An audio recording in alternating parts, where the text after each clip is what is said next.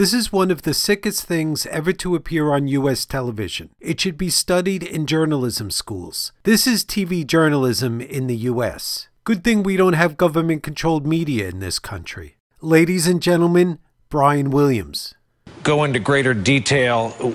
We see these beautiful pictures at night from the decks of these two U.S. Navy vessels in the Eastern Mediterranean. I am tempted to quote the great Leonard Cohen, "I'm guided by the beauty of our weapons." And they are beautiful pictures of fearsome armaments making what is for them a brief flight over to this airfield. What did they hit? What are you convinced? Brian Williams is back in the news, and not in a good way. There was some good coverage of the fact that many people were criticizing Brian Williams for how he was characterizing the missile launches. Yet I didn't see any media coverage of the fact that what he's glorifying is in fact a crime. That should be the main point. And there are people asking, why is this guy even on television? The Post and this video story by Emily Drewby do point out that he was saying things that weren't true. Williams lost his job as anchor of the NBC Nightly News after it turned out his reporting on some events in Iraq weren't true. So he was embedded with the troops during another crime, actually, the Iraq war crime. Years later, he's telling stories about things that didn't happen. He claimed that the helicopter he was riding in was hit by a rocket-propelled grenade. The story actually started with a terrible moment a dozen years back during the invasion of Iraq, when the helicopter we were traveling in was forced down after being hit by an RPG. Our traveling NBC News team was rescued, surrounded, and kept alive by an armored mechanized platoon from the U.S. Army 3rd Infantry. Two of our 4 helicopters were hit by ground fire, including the one I was in. No kidding. RPG and AK-47. What altitude were you hit at? We were only at 100 feet doing 100 forward knots because we had these massive pieces of bridge beneath us on slings. What happens the minute everybody realizes you've been hit? We figure out how to land safely, and we did. I want to apologize. I said I was traveling in an aircraft that was hit by RPG fire. I was instead in a following aircraft.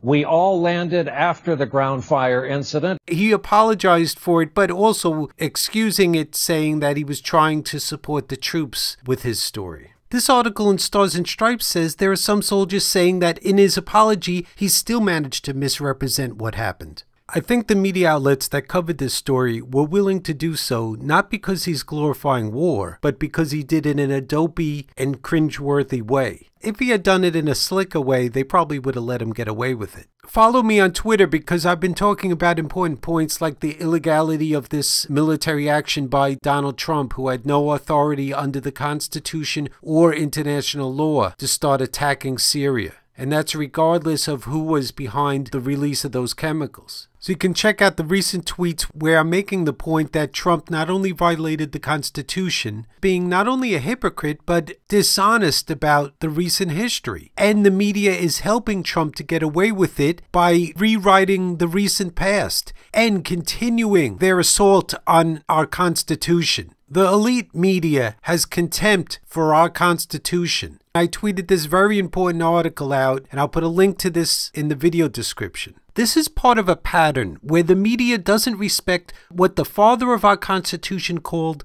the wisest clause of our Constitution. James Madison wrote, "In no part of the Constitution is more wisdom to be found than in the clause which confides the question of war and peace to the legislature." That's Congress, and not to the executive department. That's the office of president. The father of the Constitution explained that the part of the Constitution with the most wisdom is the part that keeps the power of getting our country into a war out of the president's hands. The trust and the temptation would be too great for any one man. The powers that be in this country today want the power to make war in the hands of one man because they want to get our country into war after war. Think about that, and think about how elite media have total disregard for the wisest part of our Constitution. How they have an agenda to get our country into war after war, so they want that power concentrated in the hands of one man.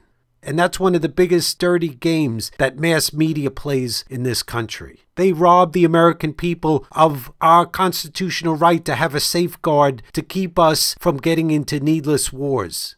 And as you may have noticed in this video, the reporting on this story is monetized. There are ads on the story about Brian Williams and on the story of Syria, Donald Trump's attack on Syria. Strike on Syria.